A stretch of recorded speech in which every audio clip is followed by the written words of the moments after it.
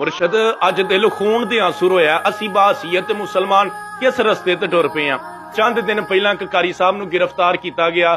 ਉਹਨਾਂ ਦਾ ਜੁਰਮ ਕੀ ਸੀ ਕਿ ਉਹਨਾਂ ਅਜ਼ਾਨ ਤੋਂ ਪਹਿਲਾਂ ਦਰੂਦ ਸਲਾਮ ਪੜ੍ਹ ਲਿਆ ਸੀ।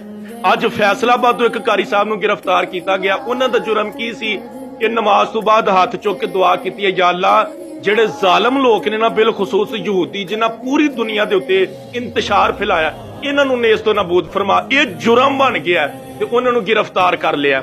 ਇਹ ਮੁਲਕ ਇਸ ਵਾਸਤੇ ਬਣਿਆ ਸੀ ਕਿ ਇਹਦੇ ਮਿੰਬਰੋਂ ਮਿਹਰਾਬ ਦੇ ਅੰਦਰੋਂ ਉੱਠਣ ਵਾਲੀਆਂ ਆਵਾਜ਼ਾਂ ਨੂੰ ਦਬਾ ਦਿੱਤਾ ਜਾਏ। ਇਹ ਤੇ ਕਲਮੇ ਦੀ ਬੁਨਿਆਦ ਦੇ ਉੱਤੇ ਬਣਿਆ ਸੀ ਕਿ ਇਹਦੇ ਮਿੰਬਰੋਂ ਮਿਹਰਾਬ ਦੇ ਅੰਦਰੋਂ ਹੱਕ ਦੀਆਂ ਸਦਾਵਾਂ ਬੁਲੰਦ ਹੋਣ।